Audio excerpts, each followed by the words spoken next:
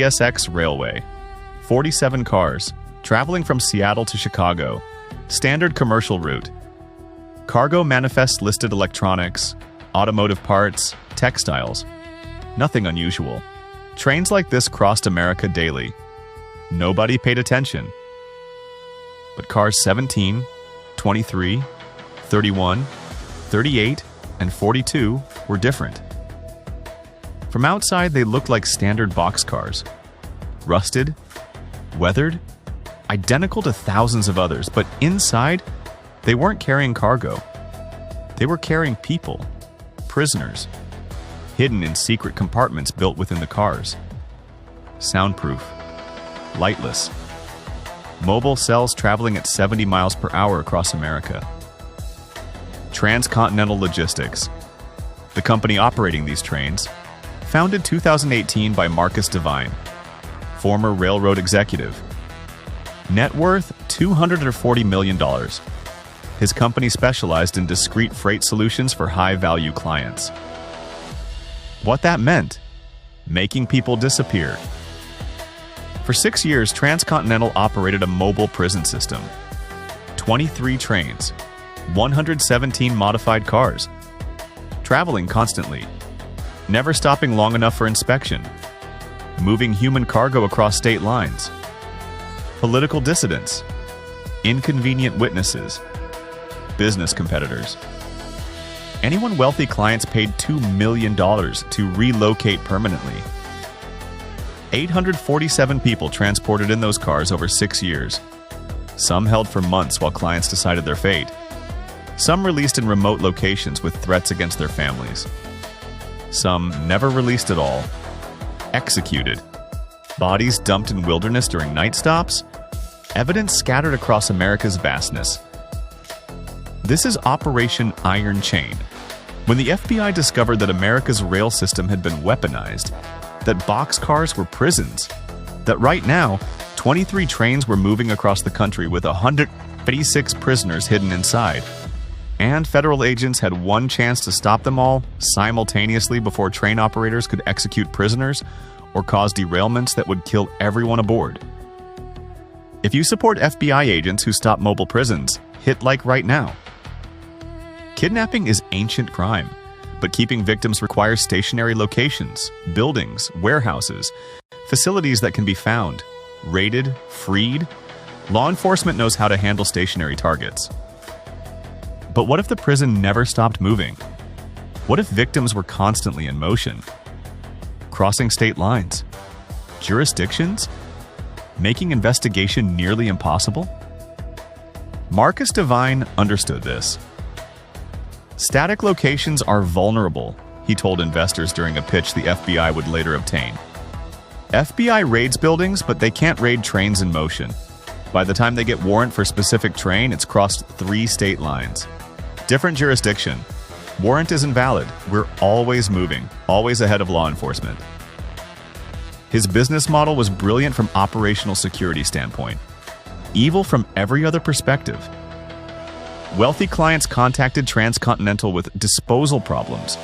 People who needed to disappear, witnesses in court cases, whistleblowers, journalists investigating corruption, business rivals, estranged spouses with prenuptial agreements.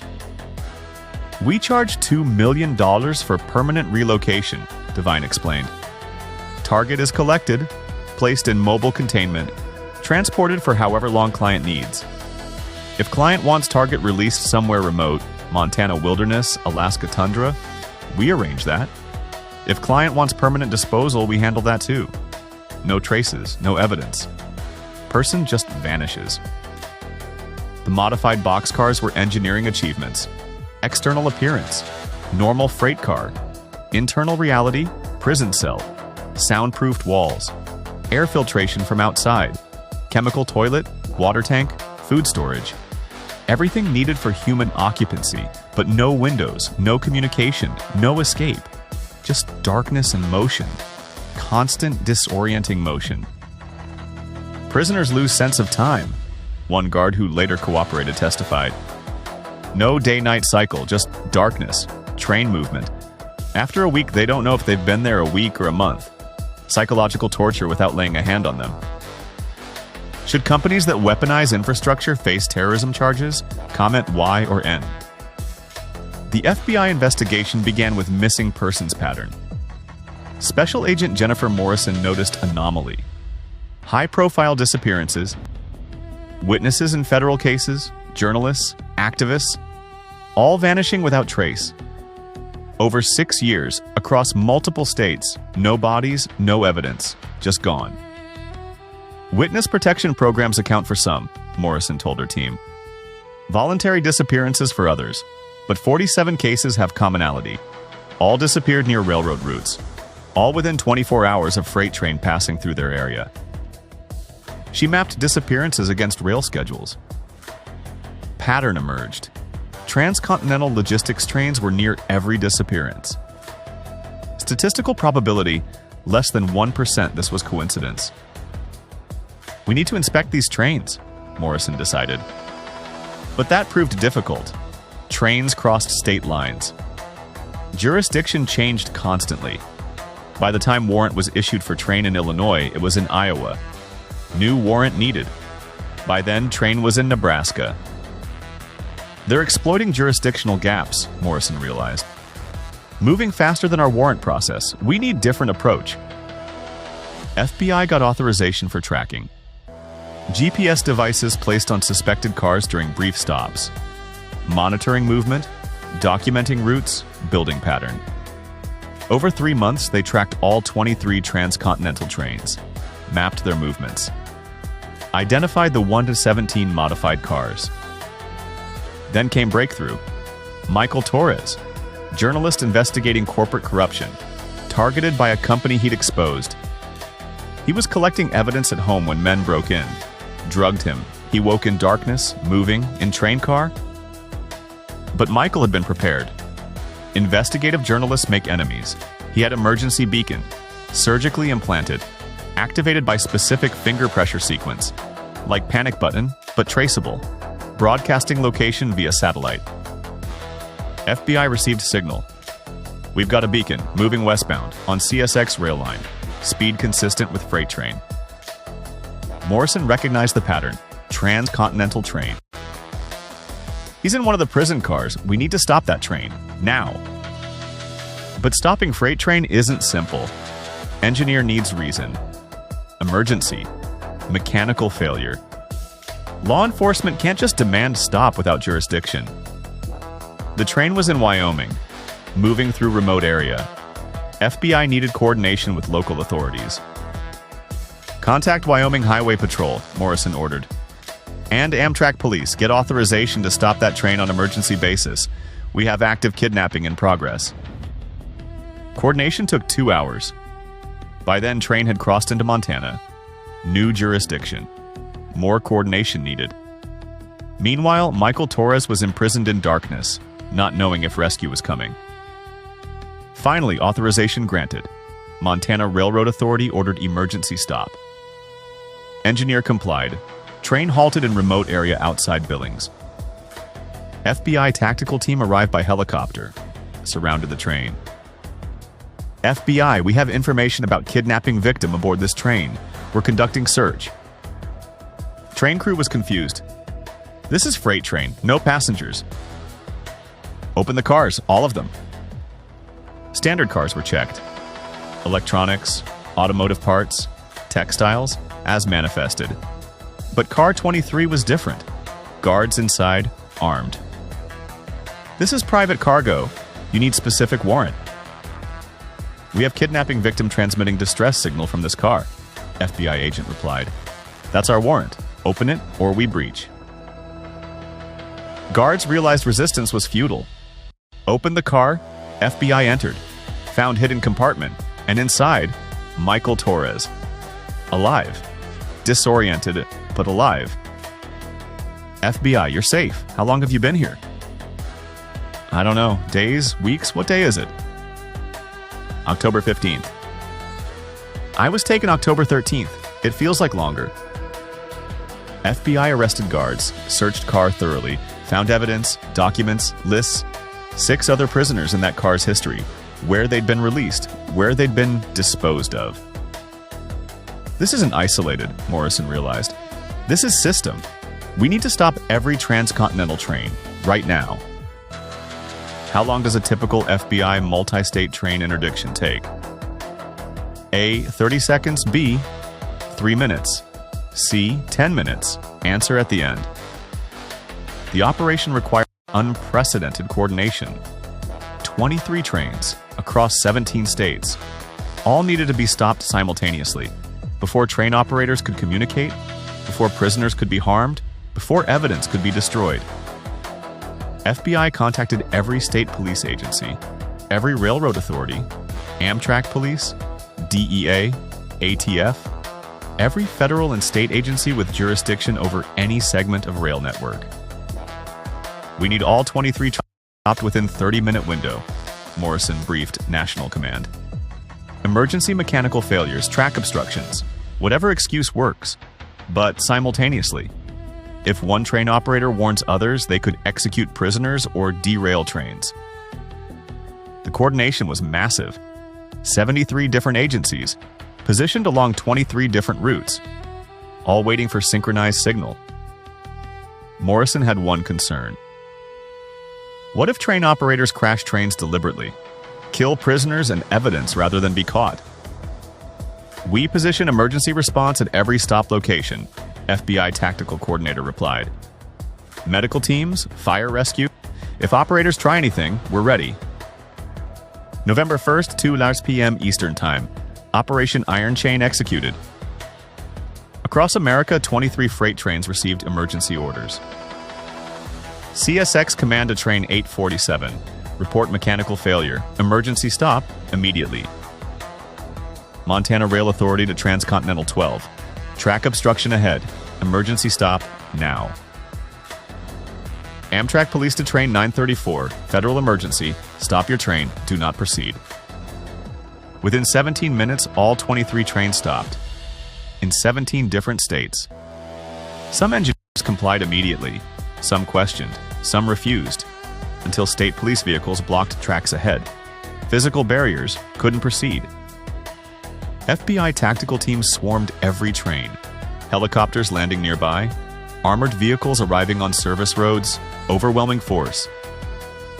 FBI, this train is subject to federal search. All personnel exit immediately. Train crews exited. Confused, scared. Some knew what was happening. Guards tried to destroy evidence, smashing phones, burning documents. FBI stopped them, seized everything. The searches revealed horror. Of 23 trains, 19 had active prisoners. Total, 156 people. In hidden compartments, all kidnapped, all transported against their will. Some prisoners had been in cars for days, some for weeks. One woman, held for 4 months, moved from train to train across America, while her family thought she was dead. How long have I been here? She asked FBI agents, emaciated, disoriented, broken. Manifests say 4 months. You were taken in June. It's November now. She collapsed, couldn't process it. 4 months in darkness, constant motion. No human contact except guards bringing food. Psychological torture. Medical teams treated all 156 prisoners. Dehydration, malnutrition, psychological trauma. Some required hospitalization. All required intensive support. Marcus Devine was arrested at his home in Virginia. FBI arrived before he could flee. Marcus Devine, FBI. You're under arrest for kidnapping, conspiracy, human trafficking, wire fraud, and about 300 other charges.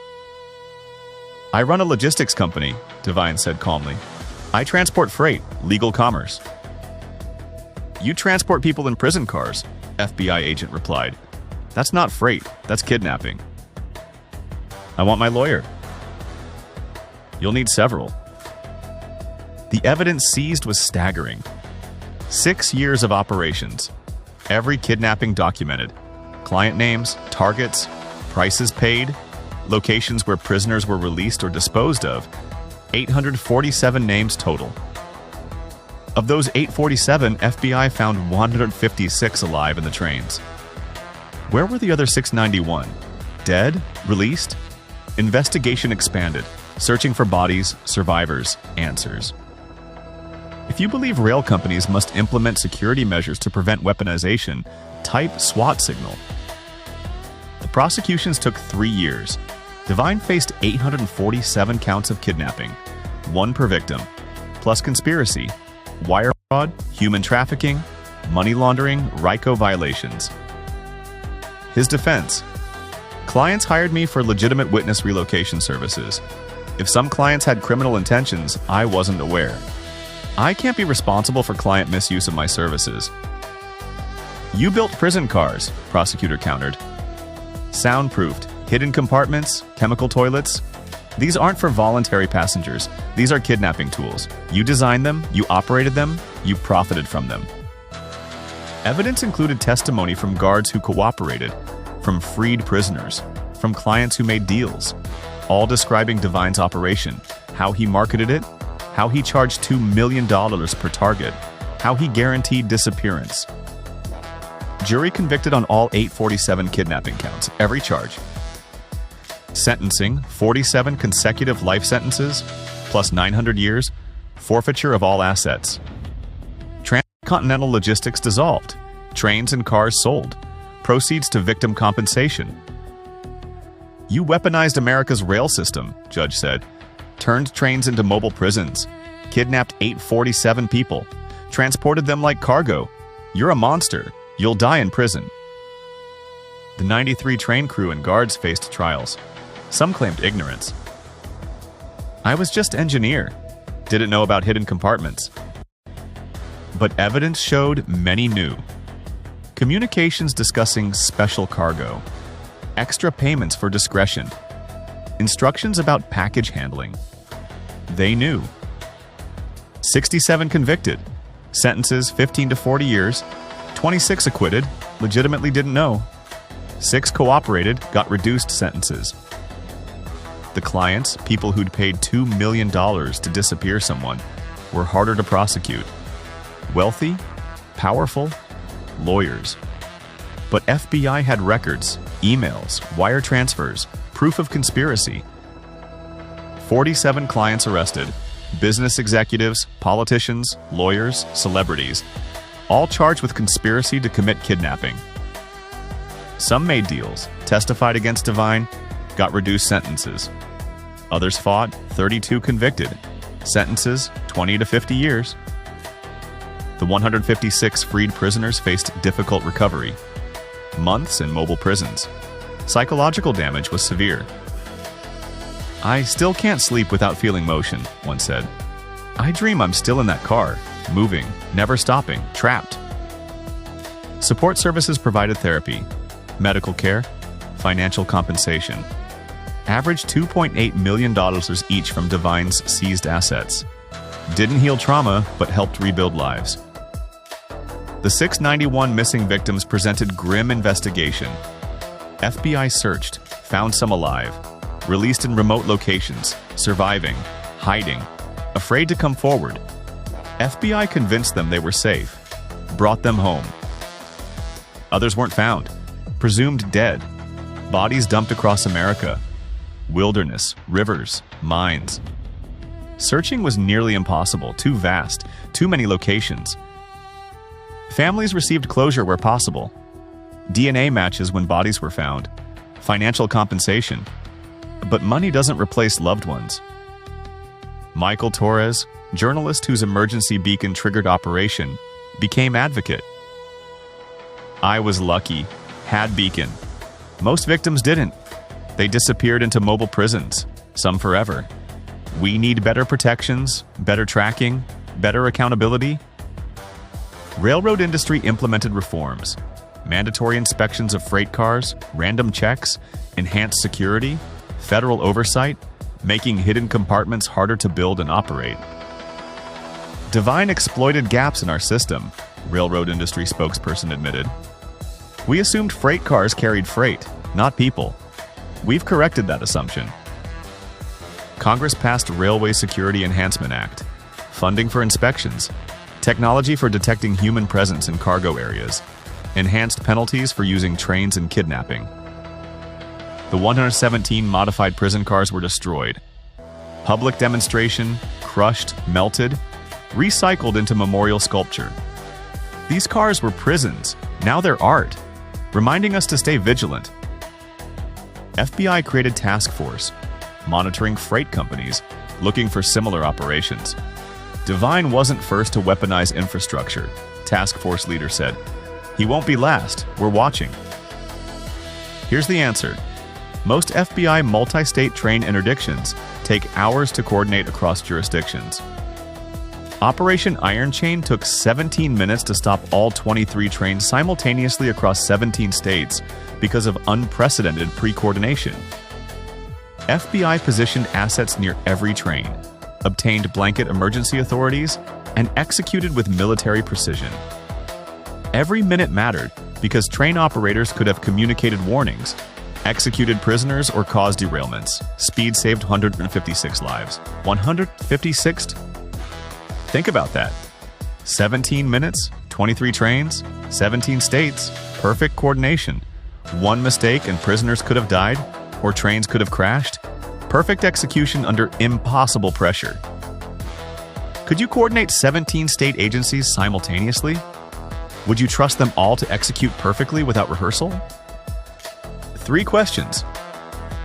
Should freight companies face mandatory inspections to prevent human trafficking? Do you believe other industries have been similarly weaponized? If you were imprisoned in moving train for months, would you maintain hope of rescue? Hit like if you stand with Michael Torres, whose emergency beacon saved 156 lives. With Agent Morrison, who coordinated the largest simultaneous train interdiction in history.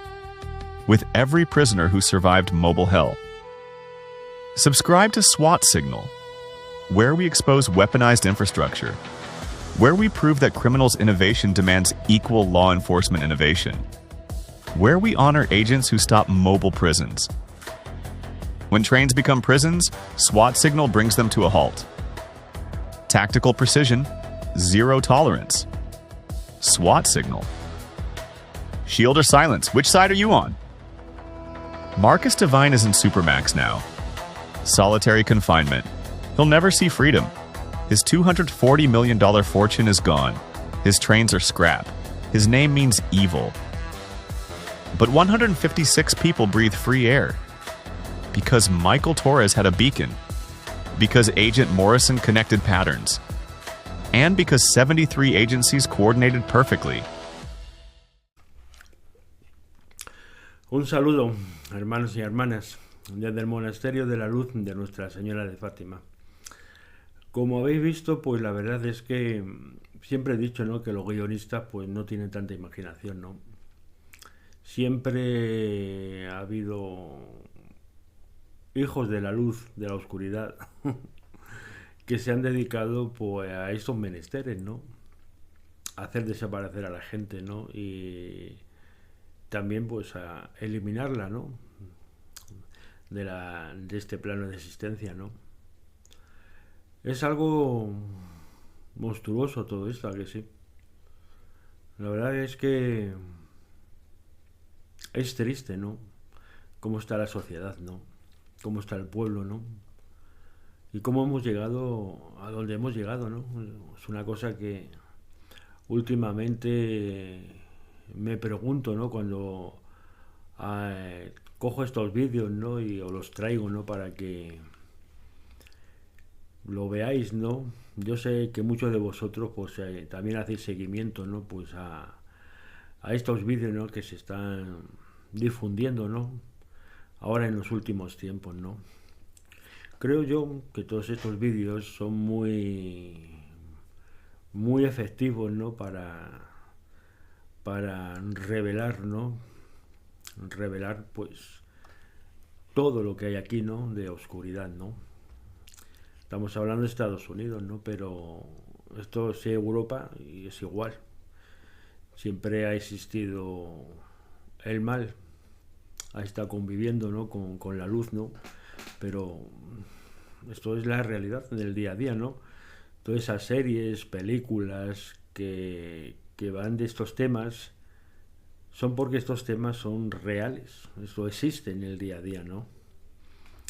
Y la verdad es que tenemos que ser cada día más en la lucha contra la oscuridad, ¿no? Y purificar los cuerpos de seguridad del Estado de los diferentes países,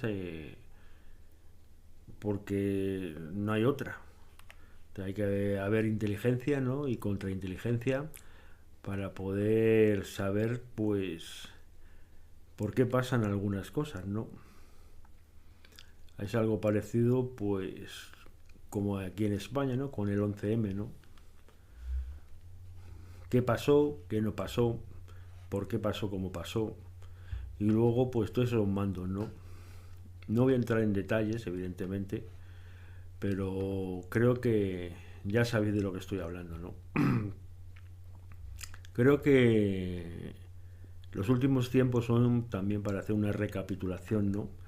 De, de todo lo que ha pasado, ¿no? En los diferentes países a lo largo de estos últimos años, ¿no?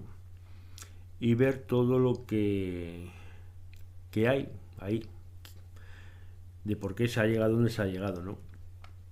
Creo que es la mejor manera, ¿no? De entender y comprender, ¿no? Muchas cosas, ¿no?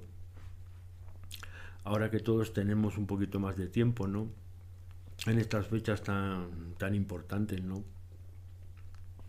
Pues creo que viene bien siempre, pues, desde un punto de vista un poco histórico, no oficialista, evidentemente, ¿no? Pero sí de ver todos esos personajes y personajes de políticos que ha habido a lo largo de estos últimos tiempos, ¿no?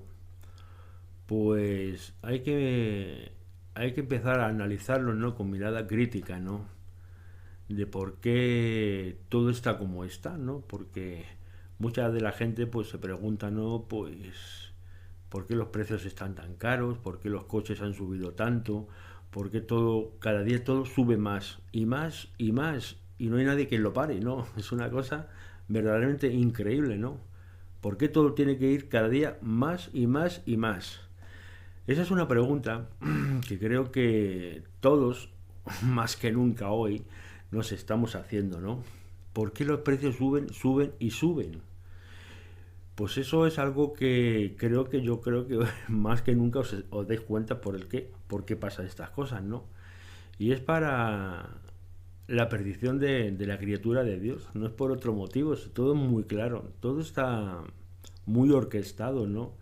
Desde las esferas oscuras, para que todo lleve, digamos, a un punto de inflexión en el cual, pues, se produzca algún tipo de enfrentamientos. Siempre las fuerzas de la oscuridad ahora, siempre lo que han hecho a lo largo de la historia es crear una guerra. Con las guerras ellos han purificado todo y han hecho su nuevo sistema, que es lo que han hecho. Por eso, en los últimos tiempos, más que nunca, es cuando ahora toca reflexionar de todo esto, de todos estos personajes, de las fuerzas de la oscuridad, ¿no? Y preguntarse cómo yo puedo solventar todo esto, ¿no? Cómo puedo solucionar todo esto que está pasando, ¿no? Para poder traer el reino de Dios a la tierra, que no es poco, no lo olvidéis. Entonces, creo que la mejor manera que hay para solventar todos estos problemas, lo primero es líderes azules. Tiene que haber en todos los puestos de mando, tiene que haber líderes azules que trabajen, pues, que sean siervos de Dios, que es como tiene que ser. De esta manera se corrigen todos los problemas. Si a lo que le gusta a Satán y a las fuerzas de la oscuridad es generar problemas, y eso se le da muy bien. Todo creo que hoy en día estáis viendo, ¿no? Cómo desarrollan problemas a cada día más. Y luego la velocidad de la información, ¿no? Es una cosa verdaderamente toda espectacular, ¿no? Por eso creo que hoy más que nunca, ¿no? Creo que en estos días viene muy bien, ¿no? Pues para darse cuenta, ¿no? De estas tropelías, ¿no? De cómo actúan todos estos satánicos, ¿no? A nivel europeo, ¿no? Y cómo ellos quieren llevar pues a la humanidad pues por una determinada linde, ¿no? Por un determinado camino, ¿no?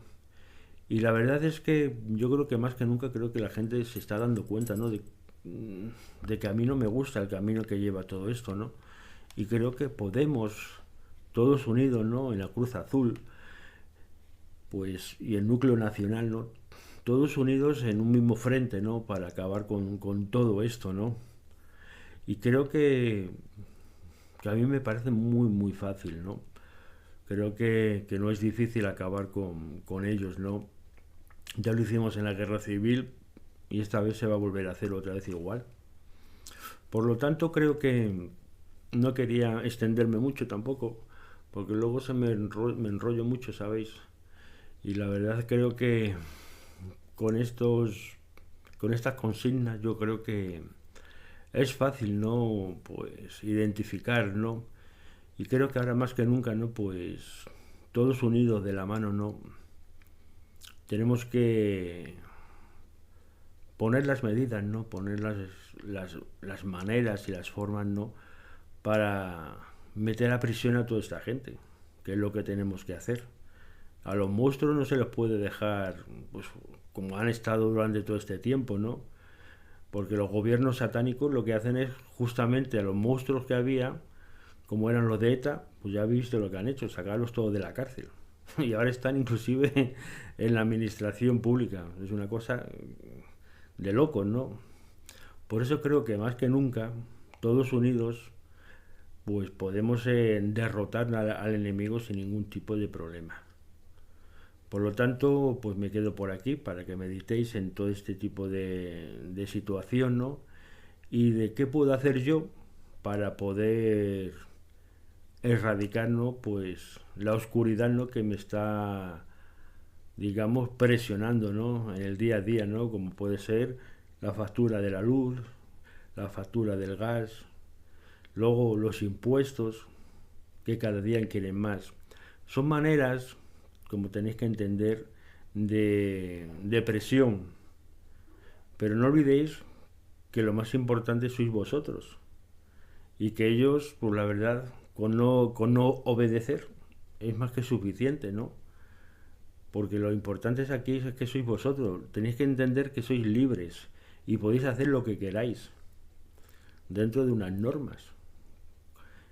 Y con eso es una cosa que os tiene que quedar muy claro. Porque si no entendéis eso, porque son ellos los que están para nosotros, es lo que tenéis que entender. Ellos se tienen que preocupar y cuidar al pueblo. Cuando eso no se hace, el pueblo toma cartas en el asunto y toma medidas y revierte la situación. Y eso es lo que hay que hacer ahora mismo. Para que todo esto, acabar con todo esto, bajar los precios, alimentación, la luz, todo, y volver como era antes. Porque ellos, los que están en el gobierno, todos son los responsables de donde hemos venido y donde estamos aquí ahora. Por eso, todos tienen que ir a la cárcel. Todos hay que meterlos en prisión. Porque no representan al pueblo, no lo olvidéis. Ahora sí, me quedo por aquí. Venga, un saludo desde el monasterio de la Luz de Nuestra Señora de Fátima.